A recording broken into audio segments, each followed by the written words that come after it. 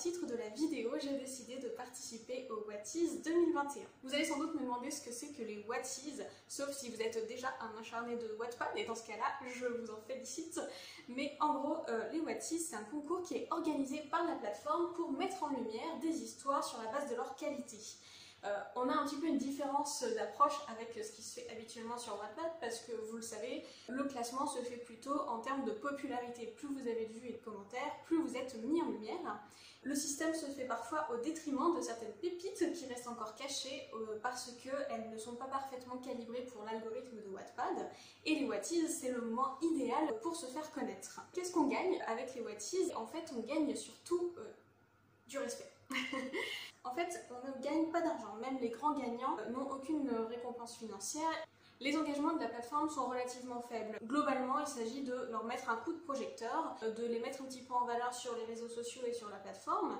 Et vous remarquez d'ailleurs, si vous allez sur le site de Wattpad, que vous trouverez sans doute en suggestion, dès la première page, les Wattez. Il y a plusieurs endroits où vous pourrez voir la sélection qui a été faite.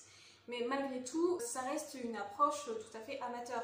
Quand on compare par exemple à Webtoon, les grands prix donnés par Webtoon sont des prix financiers remarquables qui permettent de se lancer, je pense, de manière professionnelle ou semi-professionnelle. Alors que sur Wattpad, malgré tout, on est payé en visibilité. Et je pense qu'il y a des gens qui sont assez critiques des Wattez et de la plateforme Wattpad en particulier à cause de ça. Et vous remarquerez d'ailleurs que les histoires payantes jouissent d'une valorisation sur le site, d'une mise en avant qui est peut-être parfois un petit peu supérieure à celle des gagnants des Wattez.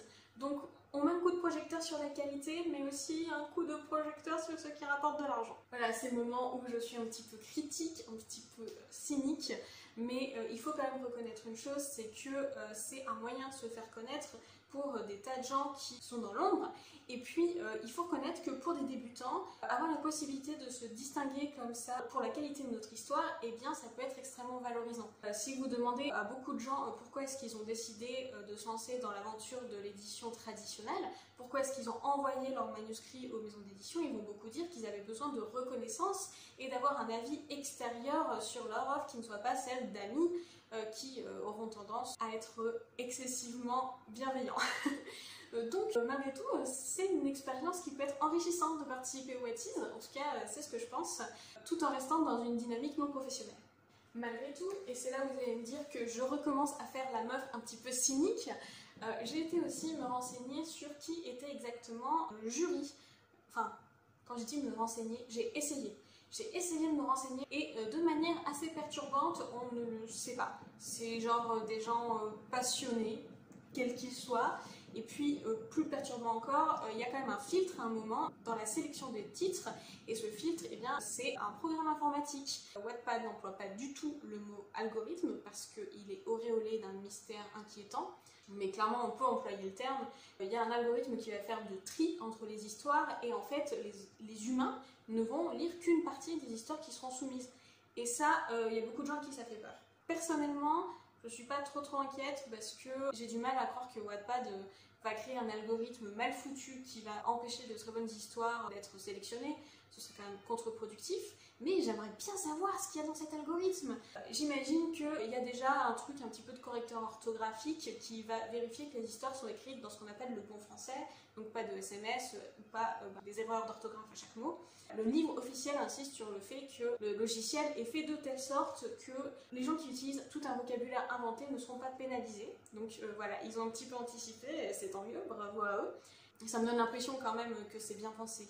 Mais je me demande aussi, est-ce qu'il y a une analyse du contenu? Parce que, évidemment, les ordinateurs savent faire, dans une certaine mesure, une analyse du contenu. Et est-ce qu'ils vont rechercher, par exemple, des champs lexicaux? Est-ce que, si vous écrivez de la romance, il faut que l'ordinateur trouve à l'intérieur de votre histoire un certain nombre d'éléments attendus?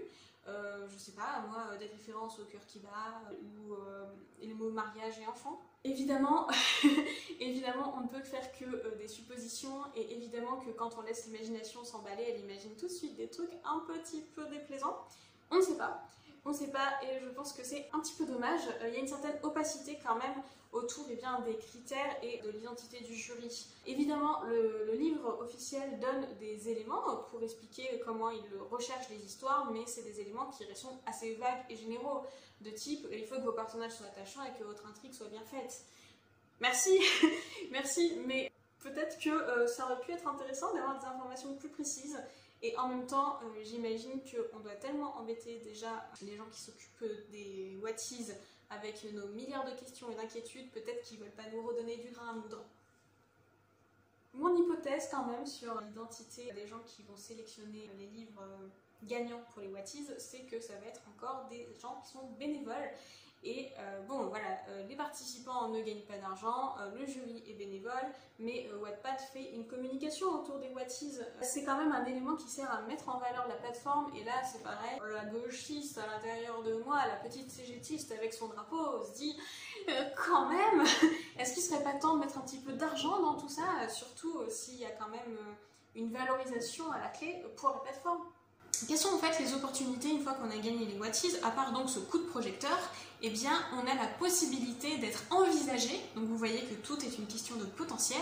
C'est possible sans doute d'avoir plus facilement accès au programme des histoires payantes, au programme des Wattpad Stars, qui sont manifestement des comptes qui sont mis en avant sur la plateforme, mais moi j'avais pas trop remarqué leur existence tant que j'avais pas vu en fait leur nom sur la page des Whatties, donc je sais pas trop quoi en penser. Et puis donc les opportunités en termes d'édition, d'adaptation, etc. Et là je peux pas m'empêcher de penser que quand on est français on n'a aucune chance. Alors j'aimerais croire que j'ai tort.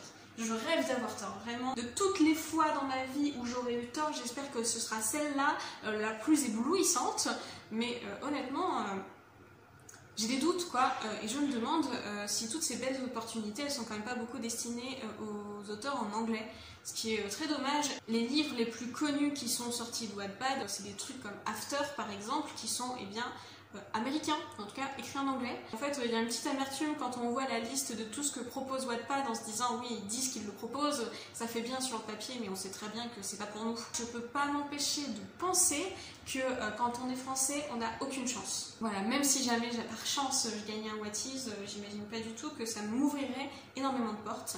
Et peut-être que j'ai extrêmement tort, hein. Peut-être que les gagnants des Whatties de cette année vont voir vraiment une vraie influence de ce prix sur leur carrière littéraire, et c'est tout ce que je souhaite.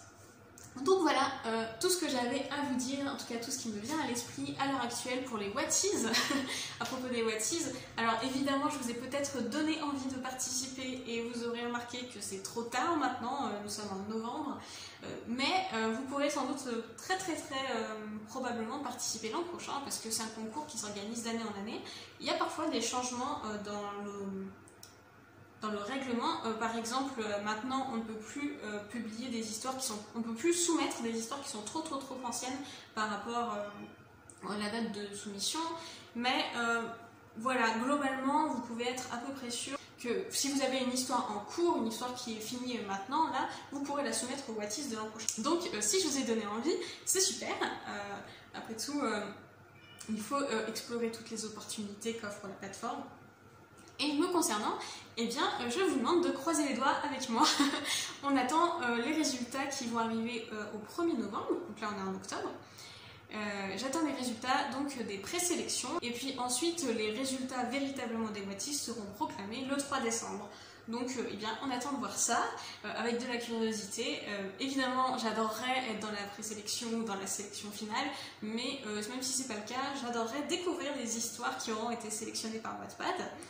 Et puis, l'important malgré tout, comme je l'ai déjà dit dans les autres vidéos, c'est quand même de se faire plaisir avec tout ça. Je pense qu'il ne faut pas aborder tout ça en se mettant de la pression, en ayant des attentes démesurées, parce que bon, la vie est déjà pleine de déceptions, c'est pas la peine de rajouter avec nos loisirs.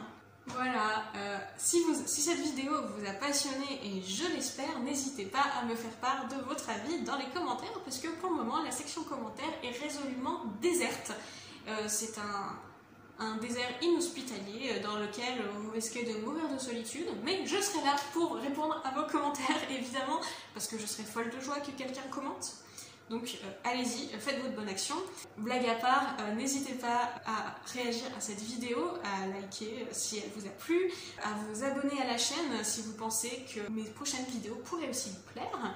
Je fais un certain nombre de conseils d'écriture, comme par exemple sur comment faire de bons dialogues, comment bien commencer son histoire ou quelles sont les petites techniques que j'utilise pour rédiger un résumé. Voilà, j'ai même fait ma publicité, on sent que c'est la fin. Je vous remercie d'avoir regardé cette vidéo et je l'espère, on se retrouve très bientôt.